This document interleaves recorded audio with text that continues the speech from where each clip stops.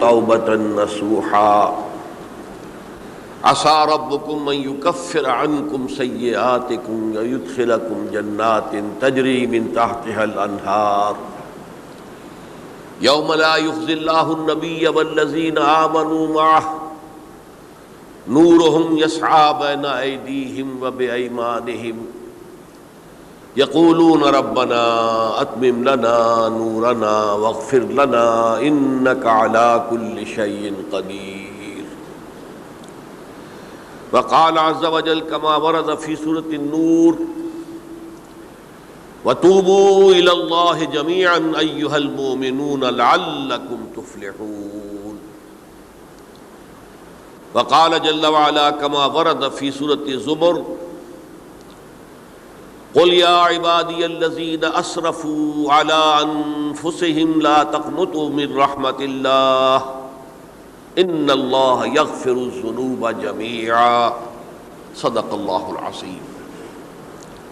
رب اشرح لي صدري ويسر لي أمري واحلل عقدة من لساني يفقهوا قولي. اللهم ربنا ألهمنا رشدنا وأعذنا من شرور أنفسنا. اللهم أرنا الحق حقا وارزقنا اتباعه وأرنا الباطل باطلا وارزقنا اجتنابه.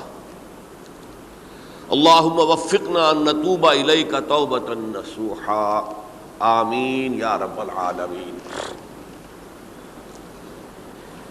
آپ میں سے بہت سے حضرات کے علم میں ہوگا اخباری اطلاع کی بنیاد پر کہ میری آج کی گفتگو کا موضوع ہے توبہ کی عظمت اور اس کی تاثیر. اس کا پس منظر یہ ہے کہ پچھلے کئی مہینوں سے میری تقریر جو ہے وہ جو اس وقت عالمگیر حالات ہیں اور جو امت کو خطرات درپیش ہیں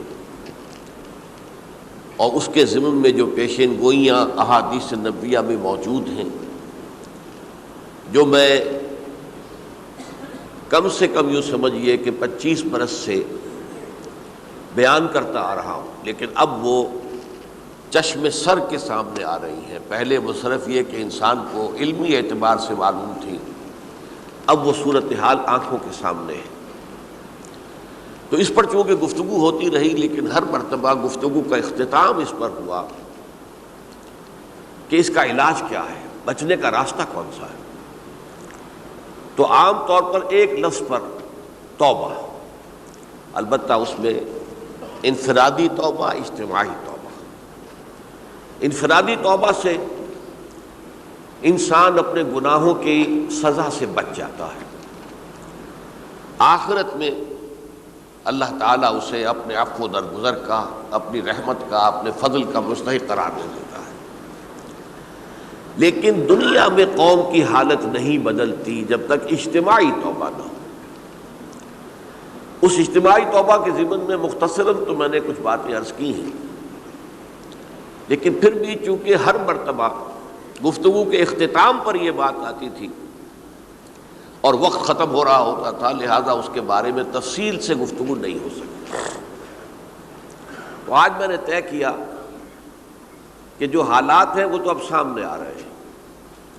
جو سلسلہ شروع ہو گیا ہے عراق میں، جس کے بارے میں شیرون صاحب یہ کہہ چکے ہیں کہ عنقریب عراق پر ہمارا قبضہ ہوگا، یعنی امریکہ کا نہیں، اسرائیل کا قبضہ ہوگا. اور یہ بات بھی اب سامنے آ چکی ہے کہ مڈل ایسٹ کا پورا نقشہ بدل دینے کا پروگرام ہے. یہ جو مڈل ایسٹ کے ممالک ہیں یہ کب وجود میں آئے تھے؟ پچھلی صدی، 20ویں صدی میں جو پہلی جنگ عظیم ہوئی، اس سے پہلے یہ پورا علاقہ سلطنت عثمانیہ میں تھا، خلافت عثمانیہ کے تحت. پورا شمالی افریقہ، پورا یہ مغربی ایشیا، حجاز سمیت سارا معاملہ ایک سلطنت، ایک ملک، خلافت کے تحت. پہلی جنگ عظیم کے بعد پھر حصے بکھرے کیے انہوں نے، جیسے کہ مال غنیمت کو بیٹھ کر بعد میں تقسیم کیا جاتا ہے کہ اس عالم عرب کے جو ہیں اب ٹکڑے ٹکڑے کر دو اور انہیں باہم تقسیم کر دو. مصر، عراق، یہ برطانیہ، شام، الجزائر، یہ فرانس کا، لیبیا اطالویوں کا، آگے ہسپانویوں کا۔ یہ سارے ٹکڑے جو ہوئے تھے اور ملک بنے تھے، یہ تو اس وقت کی بندربانٹ تھی۔ اسی طرح اب کہا جا رہا ہے کہ اس جنگ کے بعد حقیقت میں مڈل ایسٹ کا نقشہ تبدیل کر دیا جائے گا۔ یہ صرف چینج آف ریجیم نہیں ہے، چینج آف ریجن ہے، علاقے کا۔ اور اس کو ہم اپنی اصطلاح میں جب کہیں گے تو گویا کہ ایک عظیم تر اسرائیل کے قیام کا منصوبہ ہے جس پر عمل کا آغاز ہو گیا، ورنہ اس جنگ کی کوئی وجہ سمجھ میں نہیں آتی۔ کوئی جرم ثابت نہیں ہوا صدام کا۔ پہلی خلیج کی جنگ میں تو اس کا جرم ثابت تھا، اس نے کویت پر حملہ کیا تھا۔ اس وقت تو کوئی جرم سرے سے ہے ہی نہیں۔ ان کے اپنے معائنہ انسپیکٹر جا کر بتاتے رہے کہ کچھ نہیں دیکھا ہم نے، وہاں کچھ نہیں پایا۔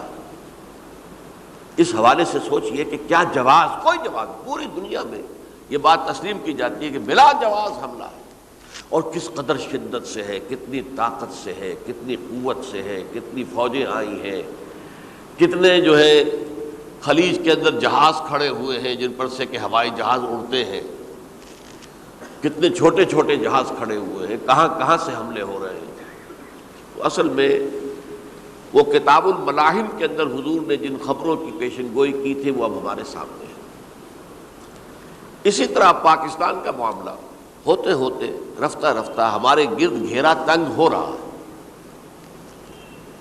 ہم پر ایک الزام تو وہ کہتے ہیں کہ آپ چاہے لاکھ دفعہ قسم کھا لیں ہم نہیں مانیں گے، شمالی کوریا کو ایٹمی صلاحیت جو ہے وہ آپ نے فراہم کی، ہمارے پاس ثبوت ہے۔ اس کے بدلے میں ان سے میزائل ٹیکنالوجی آپ نے لی ہے، ہمارے پاس ثبوت ہے۔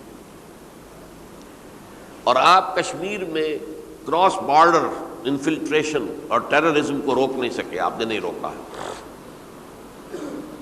اور یہ جو ہے فنڈامنٹلسٹ جو ہیں آپ کے ملک میں سر اٹھا رہے ہیں، 2 صوبوں میں ان کی حکومتیں بن گئی ہیں، اس سے تو اندیشہ ہے کہ کہیں ایٹمی صلاحیت جو ہے آپ کی وہ ان کے ہاتھ میں نہ چلی جائے، پھر تو وہ القاعدہ اور ٹیررسٹ کے حوالے پہنچ جائے گی۔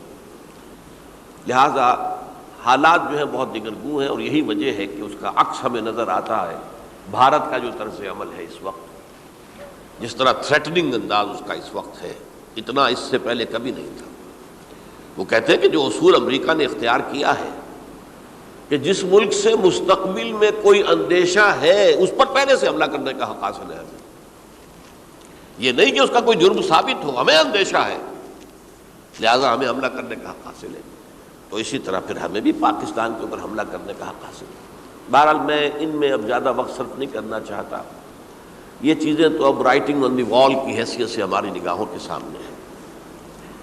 آج میں چاہتا ہوں کہ اس توبہ کے موضوع پر کچھ عرض کروں، اور اس میں بھی ایک خاص بات جس کی طرف کہ میرا ذہن حال ہی میں منتقل ہوا ہے، وہ آج اس میں یوں سمجھیے کہ اضافی طور پر آپ کے سامنے رکھوں گا۔ دیکھیے، توبہ کے بارے میں قرآن مجید میں بے شمار آیات ہیں، اور توبہ جو ہے ہماری دینی تعلیمات کا ایک اہم ستون ہے۔ میں نے ابھی صرف 3 مقامات سے آیات آپ کو سنائی ہے۔ یا ایھا الذین آمنوا توبوا الی اللہ توبۃ نصوحا، اہل ایمان اللہ کی جناب میں توبہ کرو خلوص کے ساتھ، اخلاص کے ساتھ، توبۃ النصوح، زبانی کلامی نہیں، توبہ کی تسبیح نہیں، بالفعل توبہ۔ عسیٰ ربکم ان یکفر عنکم سیئاتکم، امید ہے تمہارا رب تمہاری برائیوں کو تم سے دور کر دے گا۔ یہ توبہ کی تاثیر ہے۔ اگر آپ کے اخلاق اور کردار میں کوئی غلط شے شامل تھی، اللہ تعالیٰ آپ کے کردار کے دامن کو دھو دے گا، اور آپ کے اعمال نامے میں اگر دھبے لگے ہوئے تھے تو اللہ تعالیٰ ان دھبوں کو بھی دھو ڈالے گا۔ عسیٰ ربکم ان یکفر عنکم سیئاتکم ویدخلکم جنات تجری من تحتہا الانہار، اور تمہیں داخل کرے گا ان باغات میں جن کے دامن میں ندیاں بہتی ہوں گی۔ یوم لا یخزی اللہ النبی والذین آمنوا معہ، وہ دن جس دن اللہ تعالیٰ اپنے نبی کو رسوا نہیں کرے گا، معاذ اللہ ثم معاذ اللہ۔ اور نبی کے ساتھ ہی ان کو بھی کہ جو ان کے ساتھ ایمان لائے. نورہم یسعی بین ایدیہم و بایمانہم، ان کا نور ان کے سامنے طرف اور داہنی طرف دوڑتا ہوا ہوگا. نور ایمان قلب سے پھوٹ رہا ہوگا اور وہ سامنے روشنی ڈالے گا، اور نور اعمال صالحہ داہنے ہاتھ کی طرف سے چونکہ عمل کرتے ہیں نیک ہم، تو وہاں سے نور ظاہر ہوگا جو دنیا میں اعمال کی شکل میں کمایا گیا تھا. اور اس وقت یہ اہل ایمان کہتے ہوں گے یقولون ربنا اتمم لنا نورنا واغفر لنا، اے اللہ ہمارے نور کو کامل فرما دے. اس کا پس منظر یہ ہے کہ ظاہر بات ہے کہ ایمان کے درجات بھی بے شمار ہیں. کہاں ابو بکر صدیق کا ایمان، کہاں ایک عام صحابی کا ایمان، کہاں ہم جیسے غیر صحابہ عام مسلمانوں کا ایمان، کہ نسبت خاک رابع عالم پاک، اسی نسبت سے اس نور کی انٹینسٹی ہوگی. حضور نے فرمایا کچھ لوگوں کا نور تو اتنا ہوگا کہ وہ مدینے سے صنعاء تک اس کی روشنی پہنچ رہی ہوگی، یمن کے دارالحکومت تک. اور کچھ لوگوں کا نور اتنا ہوگا کہ صرف ان کے قدموں کے آگے روشنی ہو جائے گی، جیسے ٹارچ ہوتی ہے آپ کے ہاتھ میں. تو ظاہر بات ہے کہ اگر آپ کو رات کے وقت جنگل سے گزرنا ہو اور پگڈنڈی ہو کوئی اور اندھیری شب ہو، تو آپ کے لیے وہ ٹارچ بھی کس قدر بڑی غنیمت ہے کہ آدمی دیکھ لیتا ہے کہ سامنے سانپ ہے، کیا ہے، گڑھا ہے، کھائی ہے، کیا ہے. تو اس روز وہ جن کو وہ ٹارچ نصیب ہو گئی وہ بھی بہت خوش قسمت، بہت خوش قسمت، بہت خوش قسمت ہوں گے. لیکن ان کا کیا کہنا جن کا نور مدینے سے صنعاء تک پہنچ رہا ہو. تو جن کے نور کی یہ انٹینسٹی کم ہوگی وہ اللہ سے دعا کرتے ہوں گے ربنا اتمم لنا نورنا، پروردگار ہمارے نور کو بھی کامل کر دے. تو نے اپنے ان بندوں پر کتنا فضل کیا ہے، کتنا بڑا نور ان کو عطا کیا. اتمم لنا نورنا، ہمارا نور بھی اس کا اتمام فرما دے، تکمیل کر دے. واغفر لنا، اور یہ کیسے ہوگا؟ ایسے ہوگا کہ ہمارے گناہوں کی پردہ پوشی کر دے.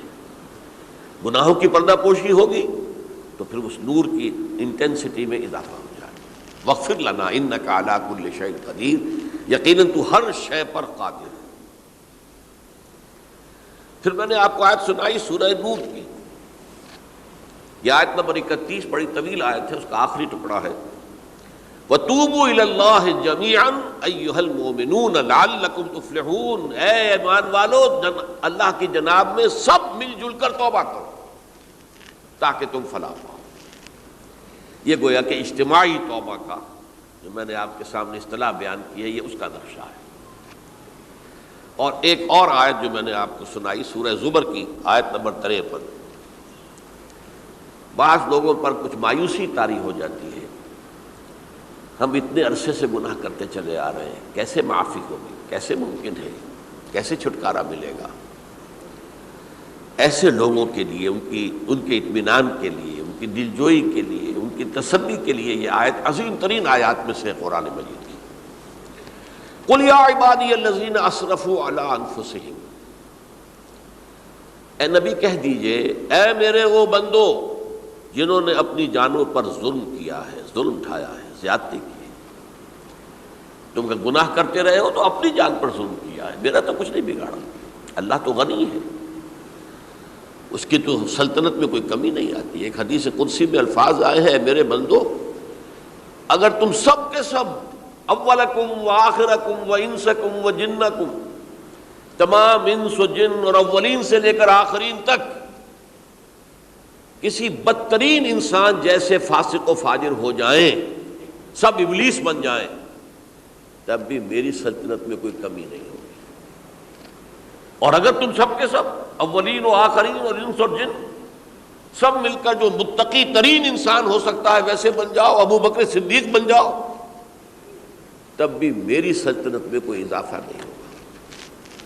تو اللہ تعالیٰ کا تو کچھ بگڑتا نہیں ہے. انسان گناہ کرتا ہے تو اپنا نقصان کرتا ہے.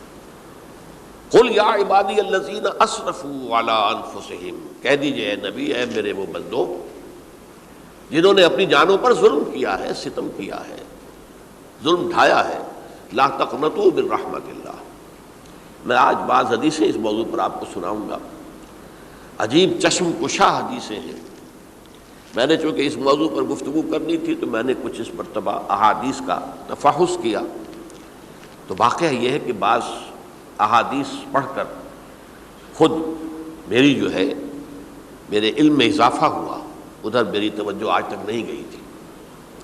لا تقنطوا من رحمت اللہ، اللہ کی رحمت سے مایوس مت ہو۔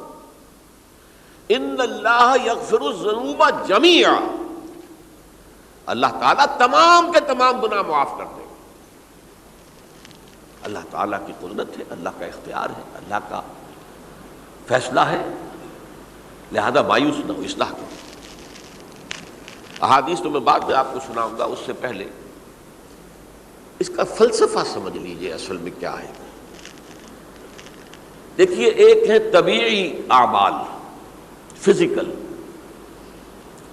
ان کا ہم دنیا میں اصول یہ دیکھتے ہیں کہ اس کے نتائج لازمی ہوتے ہیں اور ان سے چھٹکارا نہیں مل سکتا۔ آپ نے سنکھیا کھایا ہے تو مریں گے، چائے کھانے کے بعد آپ نے خودکشی کا ارادہ کیا، سنکھیا کھا لیا، اب چاہے آپ پر ندامت ہو، پشیمانی ہو، پریشانی ہو، توبہ کرے، آپ کو بچنے کا کوئی سوال نہیں، مرنا ہی مرنا۔ اتنا یہ کہ اللہ تعالیٰ جو ہے اپنی معجزانہ کسی قدرت سے اس عمل کا جو طبعی نتیجہ ہے اس کو نکلنے سے روک دے۔ آگ کی فطرت ہے کہ وہ جلاتی ہے، اللہ کے حکم کے تحت حضرت ابراہیم کو اس نے نہیں جلایا، یا نار کونی بردن وسلام علی ابراہیم۔ لیکن یہ ہمیشہ نہیں ہوتا، یہ تو ایک دفعہ ہو گیا بس۔ اللہ جب چاہے اب بھی کر سکتا ہے، لیکن یہ روز روز نہیں ہوتا۔ روز روز جو بھی فزیکل لاز ہیں وہ چل رہے ہیں، اگر وہ نہ چلے تو کوئی سائنس پاسبل ہی نہ ہو، کوئی ٹیکنالوجی ممکن ہی نہ ہو۔ یہ تو ان فزیکل کیمیکل لاز جو ہیں ان کا دوام ہے کہ جس کی وجہ سے یہ ساری سائنس اور ٹیکنالوجی اب کہاں سے کہاں پہنچ رہی ہے کہ عروج آدم خاکی سے انجم سہمے جاتے ہیں کہ یہ ٹوٹا ہوا تارا کہیں مہی کا عامل نہ بن جائے۔ تو یہ توبہ جو ہے فزیکل اعمال میں مفید نہیں ہے، چاہے آپ پر یہ احساس میں کیا کر بیٹھا، کیا میں نے کیا، کیوں میں نے کھا لیا یہ سنکھیا، وہ تو اب اثر کرے گا۔ جو اخلاقی اعمال ہیں ان کا قانون یہ نہیں ہے۔ اخلاقی اعمال کے نتائج ختم ہو جاتے ہیں توبہ کے ساتھ۔ یہ ایک بہت بڑا قانون ہے، بہت بڑا قانون۔ ایسا نہیں ہے کہ کسی گناہ سے انسان کی فطرت میں کوئی ایسی مستقل کجی واقع ہو جائے کہ جس کی اصلاح کی کوئی صورت ہی نہ ہو، یہ نہیں ہے۔ بڑے سے بڑے گناہ، بڑے سے بڑے گناہ توبہ کرو، خلوص دل سے کرو، جو اس کے اصول ہیں، جو اس کے قواعد ہیں، جو اس کے ضوابط ہیں، جو اس کی شرائط ہیں، ان کو پورا کرو۔ تو بڑے سے بڑے اعمال، برے سے برے اعمال، میں حدیثیں آج آپ کو سناؤں گا، حیران کروں، کیونکہ عام طور پر یہی ہوتا ہے کہ مواعظ میں چونکہ لوگوں کو اصلاح کی ترغیب دلانی ہوتی ہے تو وہ جو انذار کا پہلو ہے اسے زیادہ نمایاں کیا جاتا ہے۔ اللہ کی طرف سے شدید ذو انتقام، اللہ انتقام لینے والا ہے، اللہ سزا دینے والا ہے۔ لیکن یہ دوسرا پہلو جو ہے وہ بھی اپنی جگہ پر بہت اہمیت کا حامل ہے کہ طبیعی اعمال کے نتائج اور عواقب اور اخلاقی اعمال کے نتائج و عواقب یہ ایک جیسے نہیں ہیں۔ اب اس معاملے میں تاریخ مذاہب عالم میں جو بہت بڑی غلطی ہوئی، بہت بڑی غلطی ہوئی، بہت بڑی غلطی ہوئی، تورات میں حضرت آدم اور حوا علیہ السلام سے جو غلطی اور خطا ہو گئی تھی، آپ اندازہ کیجئے کیا مقام اللہ نے عطا کیا تھا، سارے فرشتوں کو ان کے سامنے سجدہ کروا دیا تھا، اور ایک ہی حکم تو دیا تھا نا کہ اس درخت کے قریب نہ جانا، اور تو ابھی کوئی شریعت نہیں تھی، کوئی لمبے چوڑے احکام نہیں تھے، کھاؤ جہاں سے چاہو، اس ایک درخت کے پیچھے پاس نہ جانا، وَلَا تَقْرَبَا هَٰذِهِ الشَّجَرَةَ فَتَكُونَا مِنَ الظَّالِمِينَ۔ اور وہی کام کر بیٹھے حضرت آدم اور حضرت حوا علیہ السلام۔ کتنا بڑا گناہ، کتنا بڑا گناہ، کتنا بڑا گناہ۔ لیکن قرآن نے وضاحت کر دی کہ آدم نے توبہ کی، اللہ نے معاف کر دیا۔ اللہ تعالیٰ سے کلمات سیکھے، ندامت دل میں پیدا ہو گئی حضرت آدم کو، لیکن الفاظ نہیں تھے کن الفاظ میں اللہ سے معافی مانگوں، مجھ سے خطا ہو گئی، بہت بڑی غلطی ہو گئی۔ وہ الفاظ بھی اللہ نے سکھائے، فتلقى آدم من ربہ کلمات، یہ ہے جس میں کہ وہ علامہ اقبال کا ایک شعر ہے ان کے نوجوانی کے دور کا، جس پر میں بھول رہا ہوں کہ داغ دہلوی تھے یا کوئی اور تھے کہ جنہوں نے علامہ سے کہا تھا میاں اس عمر میں اور یہ شعر، اس بڑی محفل میں بات آئی تھی کہ موتی سمجھ کے شان کریمی نے چن لیے قطرے جو تھے میرے عرق انفعال کے۔ انفعال کہتے ہیں عربی میں پشیمانی، شرمندگی، اور عام طور پر جب کسی انسان پر پشیمانی اور شرمندگی طاری ہوتی ہے تو پیشانی جو ہے اس پر کچھ پسینہ سا آتا ہے۔ تو قطرے جو تھے میرے عرق انفعال کے موتی سمجھ کے شان کریمی نے چن لیے، اللہ کی نگاہ میں ان کی اتنی قیمت، ان کی اتنی وقت میرے بندے نے پشیمانی اختیار کی ہے اپنے اس غلط کام کے اوپر، اسے رنج اور افسوس ہو رہا ہے، تو اللہ کی نگاہ میں اس کی یہ عظمت ہے، یہ قدرت ہے۔ تو اللہ تعالیٰ نے جب حضرت آدم کے دل میں وہ پشیمانی پیدا ہو گئی تو الفاظ نہیں تھے، کن الفاظ میں؟ ہم کہتے ہیں نا کہ مجھے سمجھ نہیں آ رہا کہ میں کس منہ سے آپ سے بات کروں،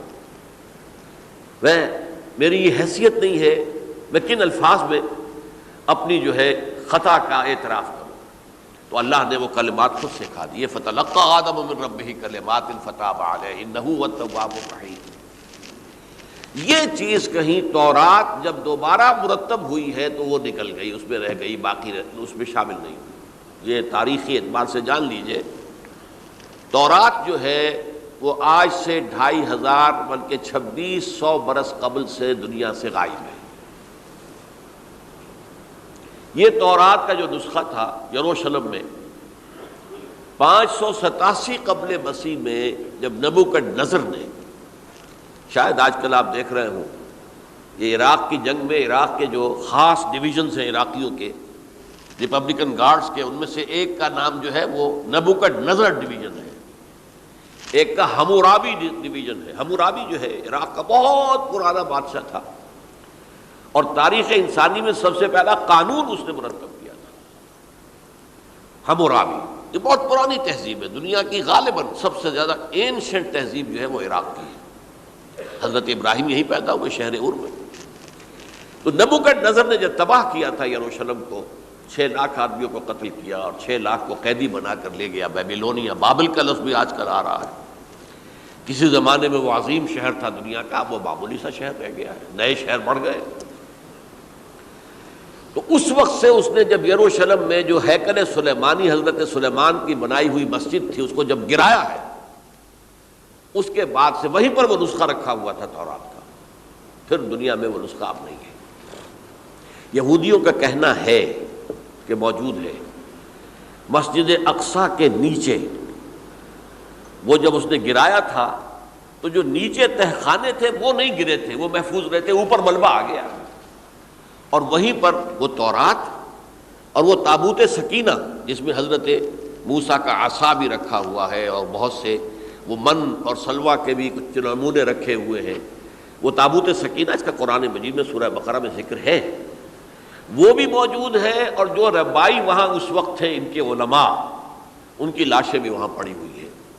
وہ جب ہم کھدائی کریں گے تو دنیا میں سامنے آ جائے گی۔ لیکن بہرحال اس وقت جو مجھے کہنا تھا وہ یہ کہ چونکہ اصل تورات اس وقت گم ہو گئی، 150 سال کے بعد اسے پھر یادداشتوں سے کچھ مرتب کیا گیا تو اس میں غلطیاں پیدا ہو گئی۔ اب انسانی یادداشت کا معاملہ آ گیا نا، انہی میں سے ایک بڑی غلطی یہ ہوئی، اومیشن یہ ہوئی کہ حضرت آدم نے جو توبہ کی اور اللہ نے قبول فرما لیا، اس کا ذکر اس میں نہیں ہے۔ اس سے نتیجہ عیسائیوں نے کیا اختیار کیا کہ وہ اوریجنل سن کہتے ہیں اسے، وہ جو ابتدائی گناہ تھا عظیم جو ہمارے جد امجد آدم سے سرزد ہوا تھا، اس گناہ کا اثر جو بھی بچہ نسل آدم میں پیدا ہوتا ہے وہ لے کر آتا ہے۔ یہ زمین و آسمان کا فرق ہے۔ اسلام کے نزدیک ہر بچہ جو پیدا ہوتا ہے وہ معصوم ہے، بلکہ مسلم ہے۔ کل مولود یولد علی الفطرہ، جو بھی بچہ پیدا ہوتا ہے وہ فطرت اسلام پر پیدا ہوتا ہے۔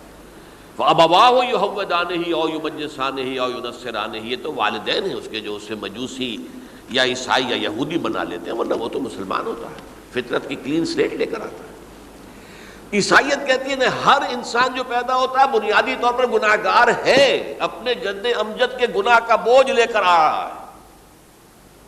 اب اس کا علاج انہوں نے پھر کیا تجویز کیا، یہ ہے کہ ایک غلطی پر دوسری غلطی اور دوسری پر تیسری غلطی، خشت اول چون حد معمار کج تاثریہ بھی رود دیوار کج۔ اب اللہ نے جب دیکھا اب تو ہر بندہ جو ہے آدم کی اولاد کا بنیادی طور پر پیدائشی طور پر گناہ گار ہے، تو اب کیا کیا جائے؟ تو اللہ نے اپنا اکلوتا بیٹا، صلبی بیٹا مسیح یسوع اسے زمین پر بھیجا۔ یہ الفاظ میرے ہیں کہ اسے قربانی کا بکرا بنا کر اور ان سب کی طرف سے قبول کر لیا، گناہ گاروں کی طرف سے، کہ ان کے گناہ کا کفارہ ہو جائے گا جو عیسیٰ کو مان لے۔ یہ عقیدہ ہے عیسائیت کا۔ جڑ کیا ہے کہ گناہ ہو گیا تو گناہ کا اثر تو رہے گا۔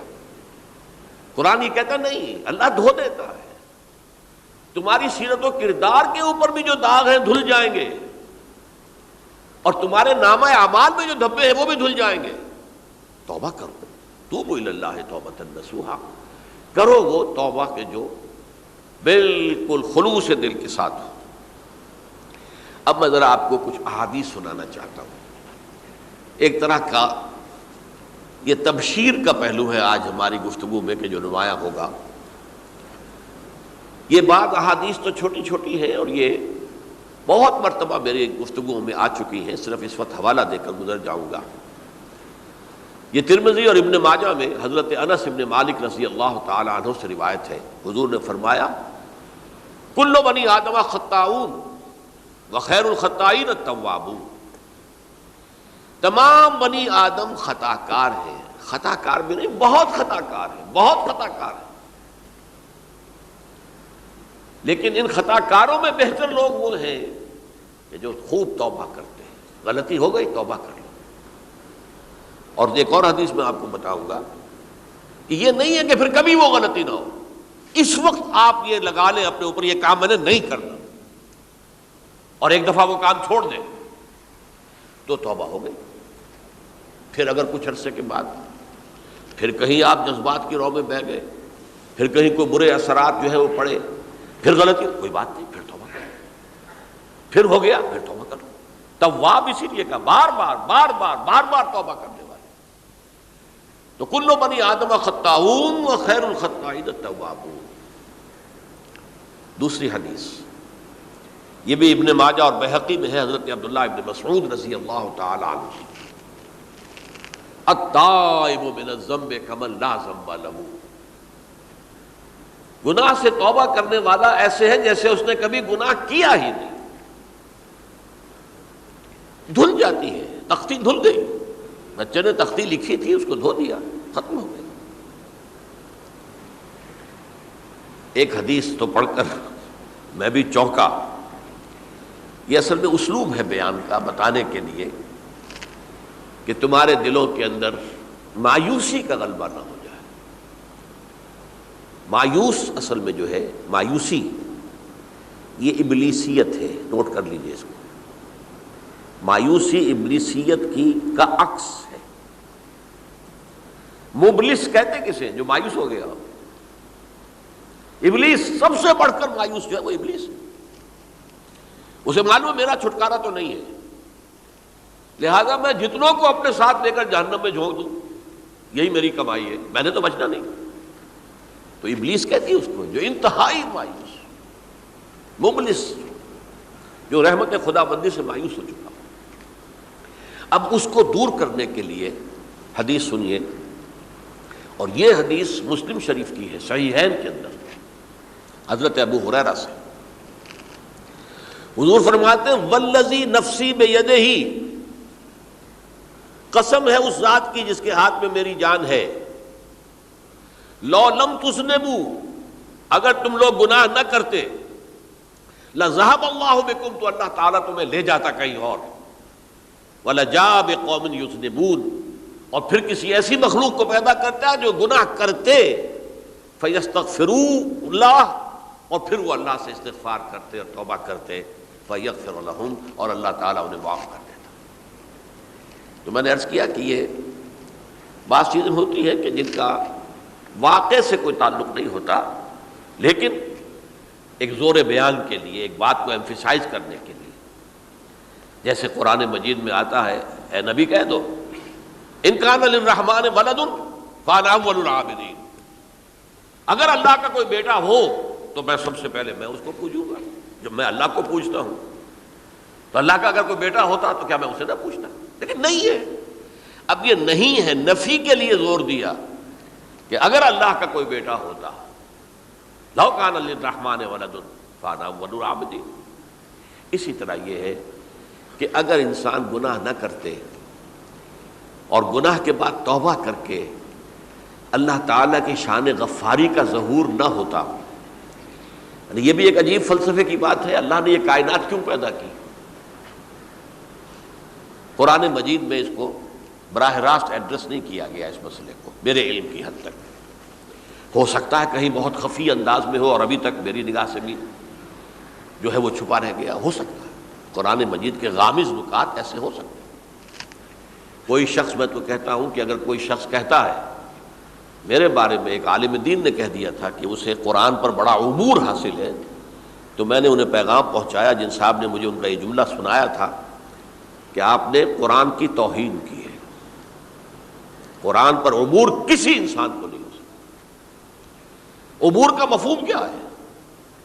دریا کے دو کنارے ہیں، آپ اس کنارے سے اس کنارے چلے گئے تو آپ نے عبور کیا دریا۔ قرآن کے کنارے ہیں ہی نہیں، لا پیدا کنار۔ لہذا یہ کہہ دینا کسی کے بارے میں کہ قرآن مجید، اب انہوں نے تو ایک طرح سے میری تعریف کی تھی، میرے ایک ساتھی سے جملہ کہا تھا، ان کے وہ عزیز تھے، تو گویا کہ وہ جو میری تنظیم میں تھے ان کو خوش کرنے کے لیے کہہ دیا ہو یا جو بھی ہو، ان کے دلی جذبات ہو سکتا ہے کہ میں نے کہا انہیں یہ میرا پیغام پہنچا دیجیے، آپ نے قرآن کی توہین کی ہے۔ قرآن پر عبور کسے ہو سکتا ہے؟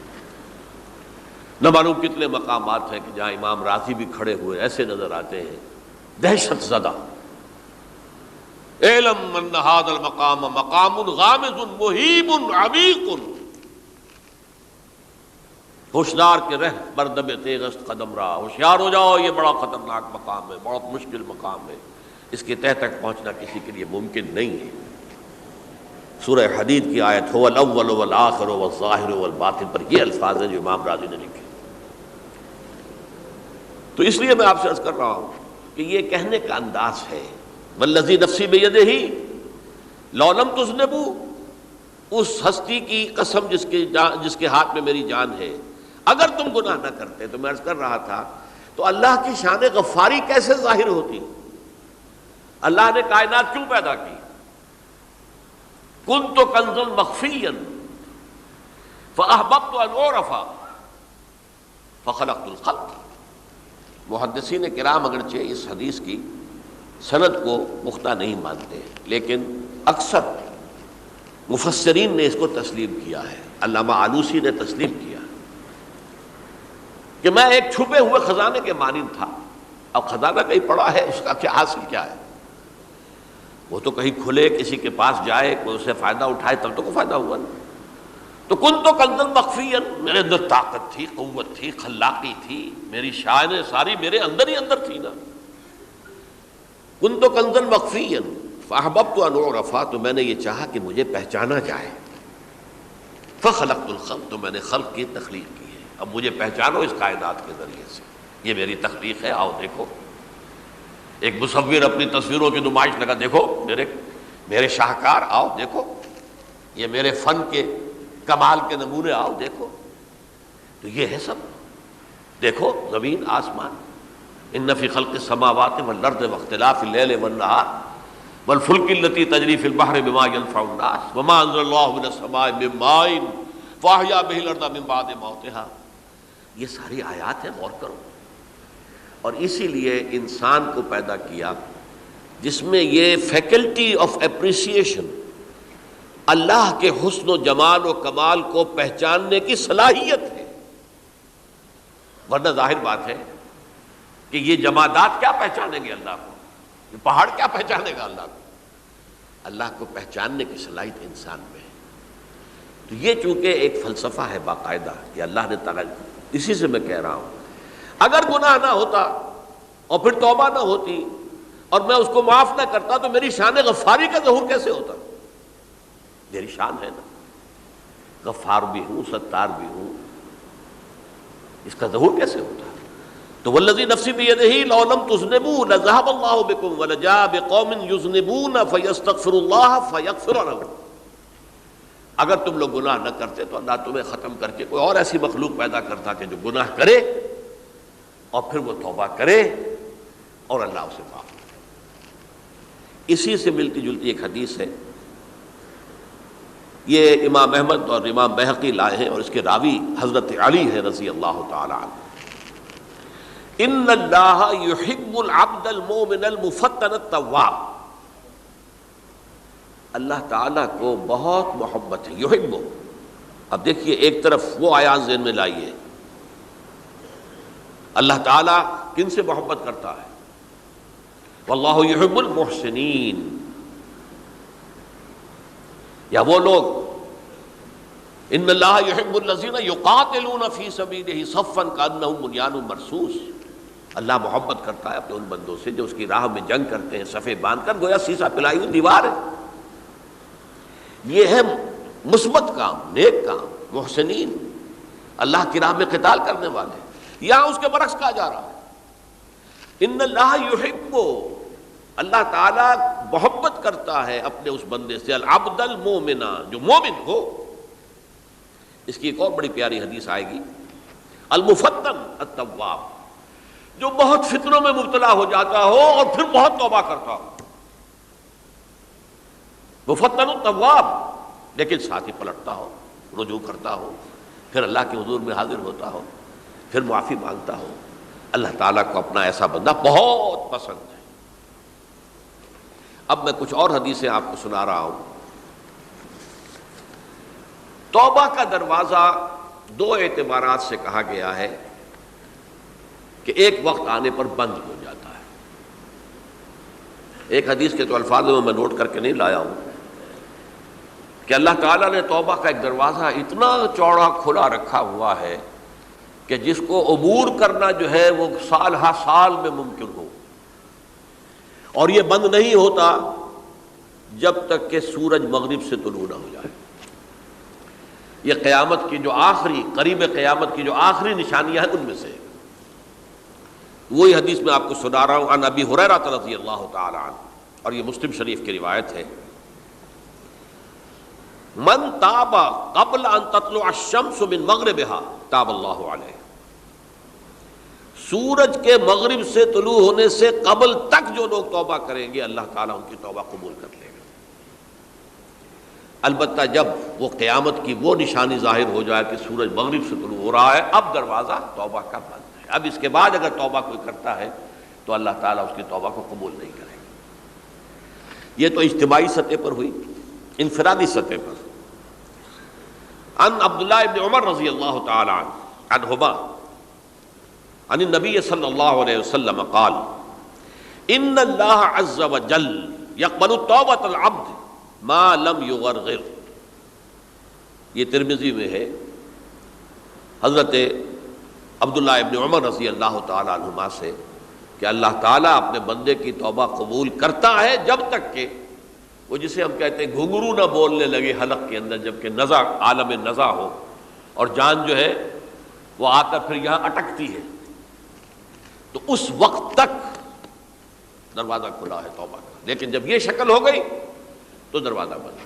یہ انفرادی سطح پر ہو گیا، جب آپ کے موت کے آثار اتنے واضح ہو گئے کہ اب جا رہے ہیں، اب توبہ کریں گے تو توبہ قبول نہیں ہوگی۔ اجتماعی سطح پر جب قیامت جو ہے اس کی وہ گھڑی آ گئی کہ سورج مغرب سے طلوع ہو گیا، اب توبہ کا دروازہ بند۔ ایک اور حدیث ہے جو میں نے بہت مرتبہ اس کا ترجمہ تو آپ کو بہت دفعہ سنایا ہے، آج میں چاہتا ہوں اس کو پورے متن کے ساتھ آپ کے سامنے رکھوں۔ یہ حضرت انس بن مالک رضی اللہ تعالیٰ عنہ سے مروی روایت ہے، جو حضور کے خادم خاص تھے، اور یہ متفق علیہ بھی ہے، یعنی بخاری میں بھی ہے، مسلم میں بھی ہے، لیکن تھوڑا سا فرق ہے الفاظ کا۔ تو جو مسلم شریف کی روایت ہے اس کے الفاظ کیا ہے؟ للہ اشد فرحا بتوبۃ عبدہ حین یتوب الیہ، جان لو اللہ تعالیٰ کو زیادہ خوشی ہوتی ہے اپنے کسی گناہ گار بندے کی توبہ سے جب کہ وہ توبہ کرتا ہے۔ کس سے زیادہ ہوتی ہے؟ اب اس کی ایک تمثیل دی، من احدکم، ایک ایسے شخص سے بھی زیادہ بڑھ کر خوشی ہوتی ہے، کان علی راحلتہ بارض الفلات، کہ جو بہت ہی دور دراز کے اور سنسان علاقے میں سفر کر رہا تھا، فانتحرفت منہ، اس کی سواری جو ہے گم ہو گئی، وعلیہا طعامہ وشرابہ، اسی پر اس کا کھانا بھی تھا اور پانی بھی تھا، اونٹنی پر سفر کر رہا تھا، اسی پر ہوتا ہے راحلہ جو ہے راستے کا سامان، اچانک کہیں بیٹھا ہے تھوڑی دیر کے لیے سستانے کے لیے، کہیں اونگ آ گئی اور اونٹنی صاحبہ غائب ہو گئی۔ اب آنکھ کھلی اور اس نے دیکھا، فَأَيَّسَ مِنْهَا، تلاش کر کر کے مایوس ہو گیا، کہیں اونٹنی کا سراغ نہیں۔ اب ظاہر بات ہے کسی صحرا میں یہ کیفیت، اس کا مطلب کیا ہے؟ یقینی موت۔ فَأَتَىٰ شَجَرَةً فَاسْتَجَعَ فِي ظِلِّهَا وَقَدْ أَيَسَ مِنْ رَاحِلَتِهِ، تو وہ ایک درخت کے نیچے اس کے سائے میں آ کے لیٹ گیا، گویا کہ موت کی امید میں۔ فَبَيْنَهُمَا وَهُوَ كَذَلِكَ إِذْ هُوَ بِهَا قَائِمَةٌ عِندَهُ، اس کی کہیں دوبارہ آنکھ لگی ہے، جو کھولا تو دیکھتا ہے اونٹنی تو موجود ہے، کھڑی ہے، تو وہ فوراً اس کی وہ جو رسی ہے وہ پکڑتا ہے، فَأَخَذَ بِخِتَامِهَا ثُمَّ قَالَ مِن شِدَّةِ الْفَرْحِ، اب جو اسے مسرت ہوئی اس کا آپ اندازہ کر سکتے ہیں، ایک یقینی موت کا معاملہ آ چکا تھا، اور اچانک اللہ تعالیٰ نے وہ کھوئی ہوئی اونٹنی جو ہے وہ واپس دلا دی۔ تو وہ کہنا تو یہ چاہتا تھا، اللہ تو میرا رب ہے، میں تیرا بندہ ہوں، لیکن جسے ہم کہتے ہیں کہ خوشی کی انتہا فرط مسرت میں ایسی زبان لڑکھڑائی، اس نے کہا اللہم انت عبدی وانا ربک، اے اللہ تو میرا بندہ ہے، میں تیرا رب ہوں، یہ کہہ بیٹھا۔ تو یہ کیا ہے؟ فرط مسرت جسے آپ کہیں، خوشی کی انتہا، کہ جس میں انسان جو ہے اتنی بڑی خطا کر بیٹھتا ہے۔ اللہ کو اپنے کسی گناہ گار بندے کی توبہ سے اس سے بھی زیادہ خوشی ہوتی۔ اب ظاہر بات ہے کہ یہ تماثیل کس لیے ہے؟ بعض لطائف، بعض حقائق اتنے لطیف ہوتے ہیں کہ ان کو بیان نہیں کیا جا سکتا بتمام و کمال، تو مثالوں کا سہارا لیتے ہیں۔ اللہ کو کتنی خوشی ہوتی کیا سمجھیں گے؟ لہذا یہ مثال تو سمجھ میں آ گئی نا، کہ ایک لقودق صحرا میں انسان سفر کر رہا تھا، ایک ہی اونٹنی ہے، اسی پر اس کا پانی ہے، اسی پر اس کا کھانا ہے، اور کہیں ٹھہرا ہے تھوڑی دیر کے لیے اور اونٹنی غائب ہو گئی، اور اس کے بعد تلاش کر کے شمال مغرب جنوب ہر طرح دیکھ لیا، اب تک کہیں اونٹنی کا سراغ نہیں۔ اب موت کے انتظار میں لیٹ گیا کہ اچانک دیکھتا ہے کہ اونٹنی موجود ہے، تو وہ اس شدت فرح میں یہ کہہ بیٹھتا ہے اللہم انت عبدی وانا ربک انا للہ و انا الیہ راجعون۔ اب دیکھیے ایک حدیث وہ آ رہی ہے، اور اس کو یوں سمجھیے، اللہ تعالیٰ نے جو انسان پیدا کیے ہیں ان کے مزاج مختلف ہیں۔ ان میں کچھ لوگ ہوتے ہیں جو قوی ہوتے ہیں ارادے کے، جو فیصلہ کر لیا ڈٹ گئے۔ کچھ لوگوں میں وہ قوت ارادی اتنی مضبوط نہیں ہوتی، وہ ادھر ادھر سوچتے رہتے ہیں۔ کچھ لوگ جسمانی طور پر بہت توانا ہوتے ہیں، کچھ لوگ جسمانی طور پر پیدائشی طور پر کمزور ہوتے ہیں۔ تو اگر کوئی قوت ارادی کمزور رکھنے والا شخص ہے، وہ بھی تو اللہ کی تخلیق ہے، اللہ کا بندہ ہے، خطاؤں کا ظہور ہو جاتا ہے، توبہ کرتا ہے، پھر کچھ عرصے کے بعد پھر خطا کا ظہور ہو جاتا ہے، پھر توبہ کرتا ہے، تو ہم تو یہ سمجھیں گے کہ ایک حد کے بعد پھر اس کی توبہ قبول نہیں ہونی چاہیے۔ لیکن حدیث سنیے، وعن ابی ہریرہ رضی اللہ تعالی عنہ قال قال رسول اللہ صلی اللہ علیہ وسلم ان عبدا اذنب ذنبا، یقیناً ایک بندہ جو ہے وہ ایک گناہ کرتا ہے، فقال، پھر وہ کہتا ہے رب اے میرے پروردگار اذنبت فاغفر لی، مجھ سے گناہ ہو گیا ہے، مجھے معاف فرما دے۔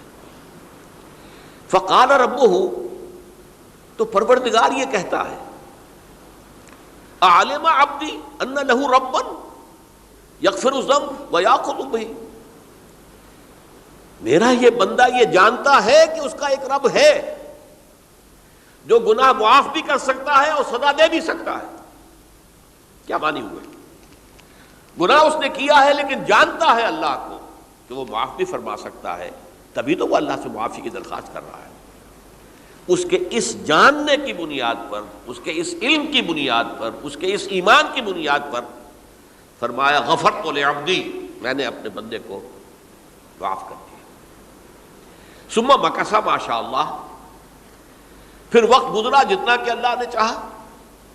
ثم اذنب ذنبا، پھر اس سے گناہ ہو گئے۔ فقال رب اذنبت ذنبا فاغفر، پھر کہتا ہے پروردگار مجھ سے گناہ ہو گیا، پھر مجھے معاف فرما دے۔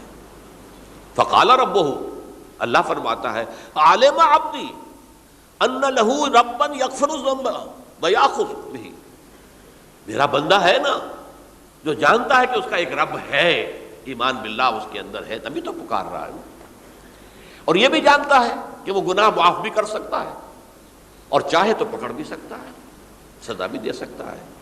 تو فرمایا، اللہ تعالیٰ فرماتے ہیں میں نے فرمایا کہ میں نے معاف کر دیا۔ ثم مکث ما شاء اللہ، پھر ایک عرصہ گزرا اس کے بعد۔ ثم اذنب ذنبا، پھر اس نے گناہ کیا۔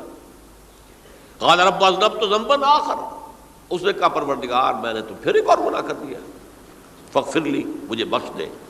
فقال اعلم عبدی ان لہ ربا یغفر الذنب ویاخذ بہ، میرا بندہ جانتا ہے نا کہ اس کا ایک رب ہے جسے وہ پکار رہا ہے، کہ اور وہ جانتا ہے کہ اسے اختیار حاصل ہے کہ چاہے تو بخش دے اور چاہے تو پکڑ لے۔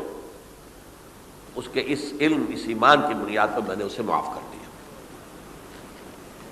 ایک اور حدیث، میں نے چونکہ اس گفتگو کے لیے ان احادیث کا تفحص کیا ہے، یہ تو بہت ہیں حدیثیں، میں نے ان میں سے کچھ چنی ہیں۔ ہمارے بعض واعظ ناصح وہ بھی کسی شخص کو روکتے رہے، برائیوں سے روکتے رہے، نہیں رکتا، تو کہیں غصے میں آ کے اللہ تجھے کبھی معاف نہیں کرے گا۔ یہ کتنا بڑا جرم ہے، اس کا اندازہ کیجئے اس حدیث سے۔ تم میرے بندے کو میری رحمت سے مایوس کر رہے ہیں، کتنا بڑا جرم ہے، اس کا اندازہ کیجئے۔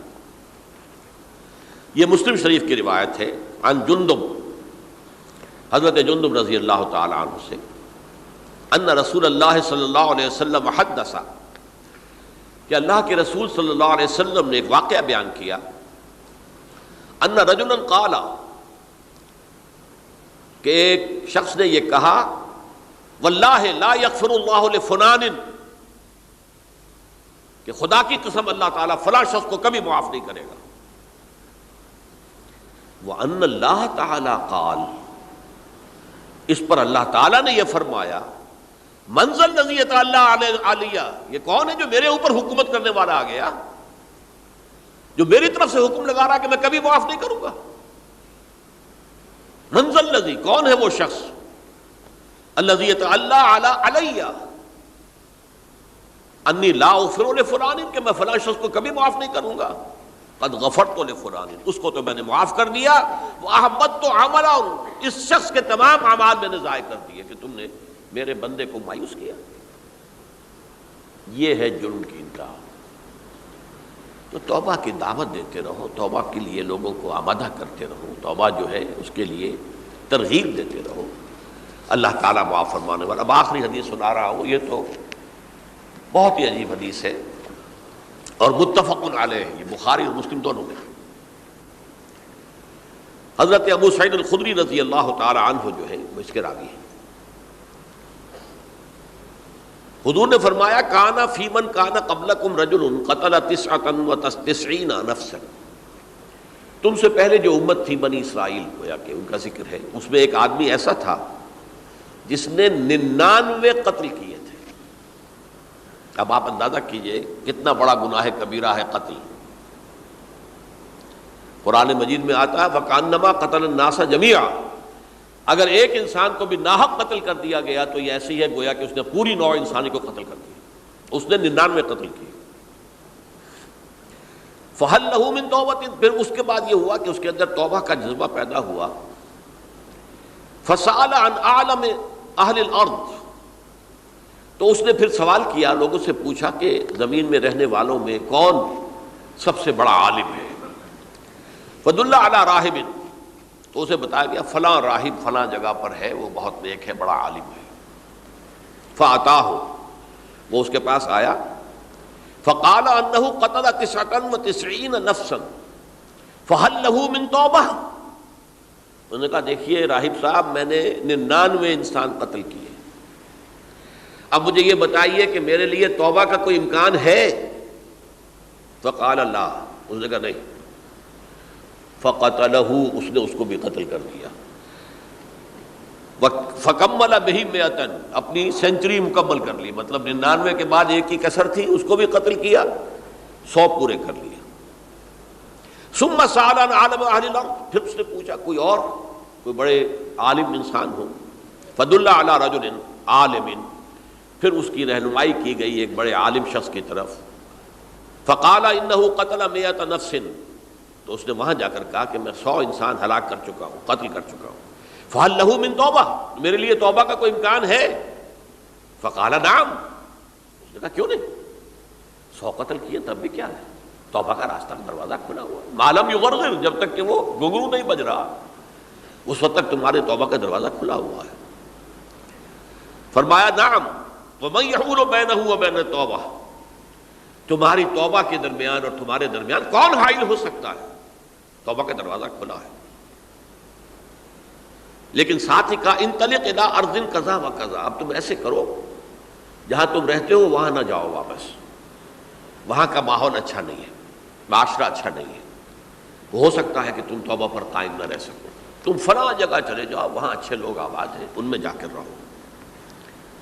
فإن بها أناسا يعبدون اللہ تعالی. وہاں ایسے لوگ آباد ہیں جو اللہ کی بندگی کرتے ہیں. فاعبد اللہ معہم. تو تم ان کے ساتھ مل کر اللہ کی بندگی اور پرستش کرو. ولا ترجع الی ارضک. اپنی زمین کی طرف، اپنے وطن میں واپس مت جاؤ. فإنها ارض سوء. وہ بری جگہ ہے. فانطلقا. تو وہ چل پڑا، ہجرت کر رہا ہے، اس جگہ جا رہا ہے جہاں کا راہب نے بتایا تھا. حتی اذا نصف الطریق. جب آدھا راستہ اس نے پورا کر لیا، اتاہ الموت. موت آ گئی. فاختصمت فیہ ملائکۃ الرحمت و ملائکۃ العذاب. اب وہ جہنم کے فرشتے بھی آ گئے اس کی جان قبض کرنے کو، اور جنت کے بھی آ گئے. فقالت ملائکۃ الرحمہ. رحمت والے جو فرشتے ہیں جنت والے، انہوں نے کہا جا تائبا مقبلا بقلبہ للہ تعالی. یہ شخص توبہ کر کے اللہ تعالیٰ کی طرف ہجرت کر رہا تھا، اس لیے اس کی نیت کی بنیاد پر اب یہ جنتی ہے، لہذا اس کی روح ہم قبض کریں گے.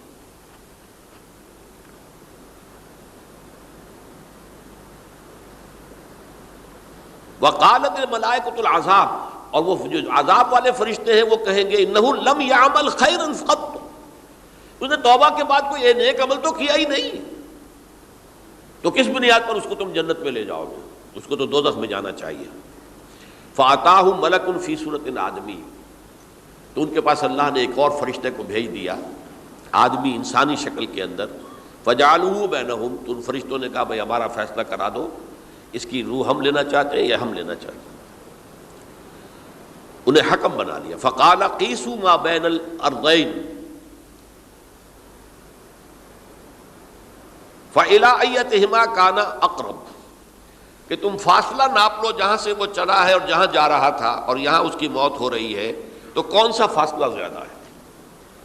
جب ناپا گیا، بلکہ ایک حدیث میں آتا ہے کہ اس پر اللہ نے زمین کو جو ہے حکم دے دیا، ایک طرف والی زمین تو سکڑ جا، دوسری والی جو ہے تو پھیل جا، تاکہ وہ جو جدھر جو جا رہا تھا وہ زیادہ قریب ہو جائے بنسبت اس کے کہ جہاں سے وہ چلا تھا. تو اس فیصلے پر پھر جو فرشتے تھے، جو کہ رحمت کے فرشتے تھے، وہ اس بندے کو لے گئے جنت کے اندر۔ یہ ہے توبہ کی عظمت اور اس کی تاثیر۔ اب آئیے اجتماعی توبہ کا طریقہ کار جو میں نے بہرحال بیان کیا ہے۔ پہلے افراد توبہ کریں اور صحیح توبہ کریں۔ صحیح توبہ کیا ہے؟ ہماری زندگیوں میں کوئی حرام شے ہے فوراً نکال باہر کریں۔ ہماری معاشرت میں اور اس معاشرے میں رہتے ہوئے جو قانون ہے جس کے ہم پابند ہیں، ہم کسی زانی کو رجم نہیں کر سکتے، ناممکن ہے، یہ تو قانون ہی بنے گا تب ہوگا نہیں۔ ہم کسی چور کا ہاتھ نہیں کاٹ سکتے، تو قانون بنے گا تو ہوگا۔ تو ہم جن چیزوں پر عمل نہیں کر سکتے قانوناً، ان کے علاوہ باقی پوری شریعت جس پر عمل کیا جا سکتا اس پر عمل پیرا ہو جائے۔ سود میں بند نہیں کر سکتا، بینکوں کو میں آگ نہیں لگا سکتا، اور بینکوں کو آگ لگا دیں گے تب بھی سود تو ختم نہیں ہوگا، لیکن یہ تو کر سکتا ہوں نا کہ براہ راست سود میں ملوث نہ ہوں، سود پر قرضہ لے کر اپنا کاروبار نہ چمکاؤں، نہ بڑھاؤں، سود پر قرضہ لے کر اپنے مکان نہ اونچا کروں، یہ تو کر سکتا ہوں۔ تو کم سے کم جو ڈائریکٹ کسی نے قانون نہیں بنایا کہ لازم ہے آپ پر کہ آپ سودی قرضہ لیں اور اپنی بلڈنگ عالی شان بنا لیں، کسی نے نہیں کی۔ یہ اگر کر رہے ہیں تو آپ مجرم ہیں۔ آپ کے معاشرے میں کوئی قانون نہیں بنا کہ پردہ ختم، برقع حرام، مصر یہ ترکی میں تو کر دیا گیا تھا، برقع حرام، وہاں تو سر کو اوپر جو ہے ڈھانپنا جو ہے، سکارف لینا بھی ممنوع ہے، یہاں تو نہیں ہے۔ پھر یہاں جنہوں نے چھوڑا ہے مجرم خود ہے۔ یہاں تو اللہ کا شکر ہے کوئی ایسا مصطفیٰ کمال پیدا آج تک نہیں ہوا ہے کہ جس نے ان چیزوں کا حکم دیا۔ ہاں ترغیب ہے، ذرائع ابلاغ کے ذریعے سے، فحاشی ہے، اریانی ہے، لیکن چوز آپ خود کرتے ہیں، فیصلے کا اختیار آپ کا اپنا ہے۔ تو جن چیزوں کے اندر بھی گناہ سے بچنے کا امکان ہے اس کو عملاً ترک کیا جائے۔ اور نمبر 2، عزم مصمم کر لیا جائے کہ اللہ اب بقیہ زندگی جتنی بھی ہے اس میں اپنی توانائیاں، اپنی قوتیں، اپنی صلاحیتیں صرف کروں گا تیرے دین کی تبلیغ اور تیرے دین کے قائم کرنے کی جد و جہد۔ عزم مصمم۔ یہ لوگ اگر 14 کروڑ میں 14 لاکھ بھی ہو جائیں، بہرحال 2-4 کی توبہ کرنے سے ملک کی قسمت نہیں بدلتی۔ معتدب تعداد کے اندر جو ہے یہ لوگ اگر ایسے ہو جائیں اور پھر یہ کہ وہ مل کر اگر زور لگائیں تو واقعتاً اس ملک کے اندر شریعت اسلامی کا نفاذ ہو سکتا ہے، اللہ کا نظام قائم کیا جا سکتا ہے۔ یہ ملک بنایا اسی لیے گیا تھا۔ تو یہ توبہ کا جو ہے اجتماعی توبہ کا یہ پوری تفصیل تو میں بارہا بیان کر چکا ہوں۔ آج جو میں نے کہا تھا کہ ایک بات کی طرف میرا ذہن حالیہ منتقل ہوا ہے، اس سے پہلے نہیں ہوا۔ یہ توبہ کرنے والے لوگ جب تک 14 لاکھ نہیں ہیں، 1400 ہی ہوں، لیکن یہ اگر دعا کریں گے اللہ تعالیٰ کے خلوص کے ساتھ تو ان کی دعا قبول ہوگی۔ دعا بہت بڑی شے ہے۔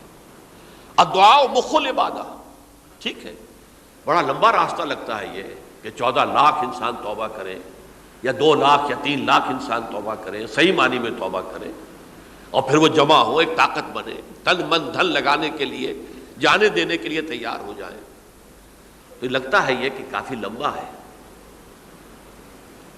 کہ دراز و دور دیدم رہو رسم پارسائی، یہ تو بڑا لمبا راستہ ہے۔ اسی سے لوگ کہتے ہیں کہ پھر کیا حل ہوا؟ یہ تو حل جو ہے تو کوئی عملی حل تو نہیں ہوا۔